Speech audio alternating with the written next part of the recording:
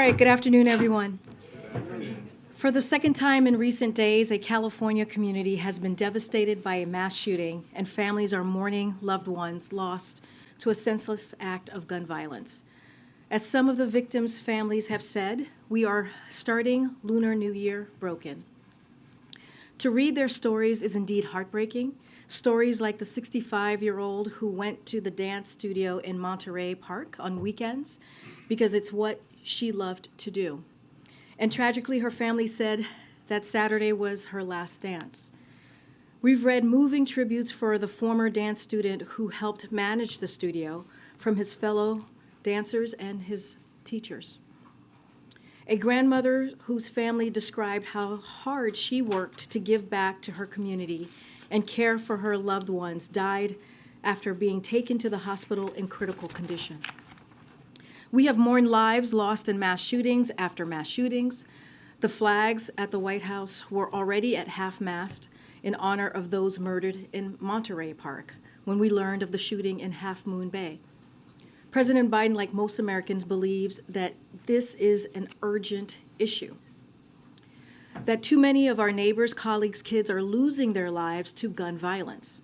Over the last 2 decades, more school-aged children have died from guns than on-duty police officer and active duty military combined. And we know what the policy solutions are. We know how we can address this. In fact, last night, Senator Feinstein, alongside Senators Murphy, Blumenthal, and others, reintroduced a federal assault weapons and high-capacity magazine ban and legislation that would raise the minimum purchase age for assault weapons to 21. The last time we had an assault weapons ban on the books, thanks to the President and Senator Feinstein's leadership, mass shootings actually went down. After Republicans let it expire, mass shootings tripled, and that's just a fact.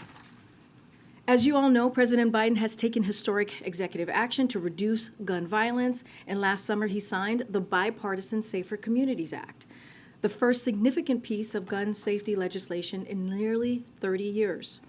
But he continues to believe, and these tragic events continue to show us, there is more to be done to keep our homes, schools, and communities safe.